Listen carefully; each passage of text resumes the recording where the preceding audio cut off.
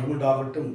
நேற்று நாம் தியானித்த வண்ணமாக நம்புவதற்கு ஏதுவில்லாமல் இருந்த போதிலும் கூட ஆபிரகாம் விசுவாசித்தான், நம்பினான் என்று சொல்லி பார்த்தோம். இன்னும் சற்று ஆழமாக ஒரு தேவ மனுஷனை பார்க்கும்படியாக யோபின் புத்தகம் 13ஆம் அதிகாரம் 15ஆம் வசனம், அவர் என்னை கொன்று போட்டாலும் அவர் மேல் நம்பிக்கையாக இருப்பேன், ஆனாலும் என் வழிகளை அவருக்கு முன்பாக உருவகர பண்ணுவேன் என்று சொல்லி இங்கே யோபு சொல்வதை பார்க்கிறோம்.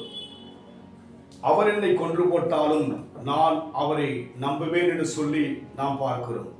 இன்றைக்கு நம் வாழ்க்கையிலே அநேக காரியங்கள் முடிந்தது போல இருக்கலாம்.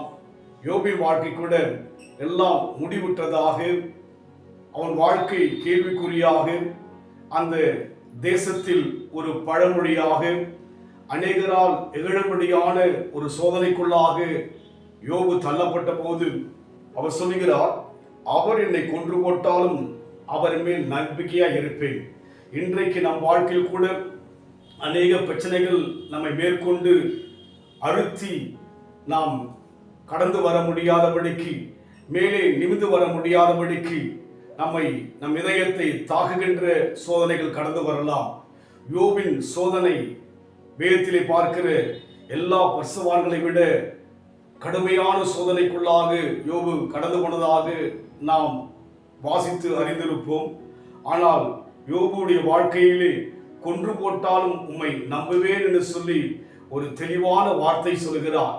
அவர் காலங்களிலே நம் கையில் இருக்கிற வேத புத்தகம் கிடையாது, அவர் காலங்களிலே தேவனுடைய முழுமை தெரியாது, ஆனாலும் அவர் நம்புகிறார். இன்றைக்கு நம் வாழ்க்கையிலே இயேசு என்ற இரட்சகர் இந்த உலகத்தில் வந்ததை நாம் சரித்திரமாய் பார்ப்பது மாத்திரமல்ல, அவரை நமக்குள் அனுபவிக்கின்றோம். அதனால் நம் வாழ்க்கையிலே முடிந்தது என்று யோசிப்பதை நாம் நம்புவோம். எனக்காக தேவன் யாவற்றையும் செய்து முடிப்பார் என்று நம்புவோம். முடிந்ததாக நாமே முடிவெடுத்து சோர்ந்து போகாதபடிக்கு தேவனை நோக்கி பார்ப்போம். நிச்சயமாகவே நாம் நம்புகிற காரியம் அவரால் வரும் என்ற நம்பிக்கையோடு நாம் இருப்போம். யோபின் வாழ்க்கையிலே எழுந்த அத்தனையும் நம்பிக்கையோடு கூட மறுபடியும் பெற்றுக்கொண்டது போல நம் வாழ்க்கையிலும் கூட தேவன் அற்புதம் செய்ய வல்லமை உள்ளவராய் இருக்கிறார்.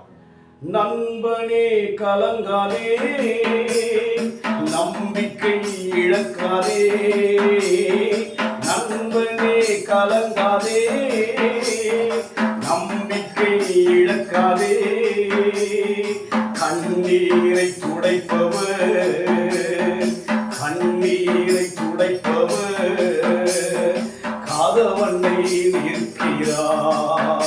ஒன்று சேர்ந்து நாம் துதிப்போம், சாத்தானை வீதிப்போம், தேசத்தை சுதந்தரிப்போம். நம் இயேசு நல்லவர், ஒருபோதும் கைவிடார், ஒரு நாளும் விலகிடார். நம் இயேசு நல்லவர்.